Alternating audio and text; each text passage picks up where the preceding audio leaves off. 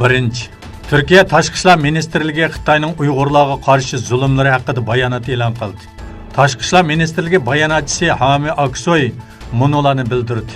Şinjan Uyghur Abdunum rayonida Uyg'ur turklarining va boshqa musulmonlarning asosli insoniy huquqlariga tajovuz qiladigan siyosatlar yaqinqi 2 yilda texmi ig'irlashdi va xalqaro kun tartibga keldi.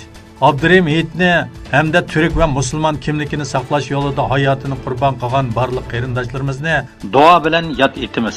Bu munosabat bilan Xitoy doiralarini Uyg'urlarning asosli kishilik huquqlariga hurmat qilishiga va yig'ib olish lagerlarini taqashga chaqiramiz. Sharq Turkistonda yillardan buyon davomlashayotgan va yaqinqi yillardan buyon shiddat bilan kuchaygan Xitoy zulmlariga qarshi Trabzondagi Gulbahor Xotun jamoasida bomdod namozidan keyin duo qilindi. Shuning bilan birga Nyu-Yorkdagi Xitoy bosh konsulxonasi oldida Xitoyning Uyg'urlarga qarta elib berayotgan kishilik huquq tajovuzlariga qarshi namoyish o'tkazildi.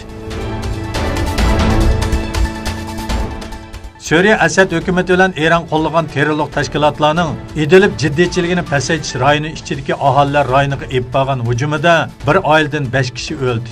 Asad kuchlari Soji kelishimiga xiloflik qilib, Idlib jiddiychiligini pasaytish rayonining chegarasi ichida Xonshayxun noyisi, Charchanaz va Tog' rayoni, Kamaniya va Talminas yezlariga, shundaqla Hama o'lkasining shimolidagi rayonlarga to'p hujumi epadi.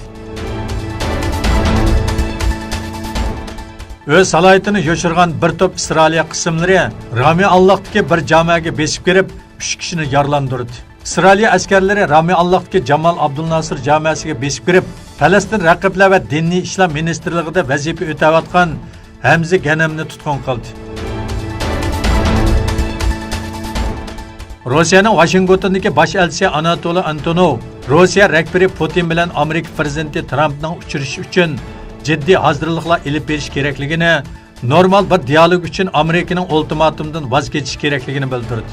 Spot torining ziyoratini qabul qilgan Antonov Rossiya rahbari Putin bilan Amerika prezidenti Trampning uchrashishi uchun ciddi hazırlıkla elib berish kerakligini, normal bir diyalog uchun Amerikaning ultimatumdan voz kechish kerakligini aytdi.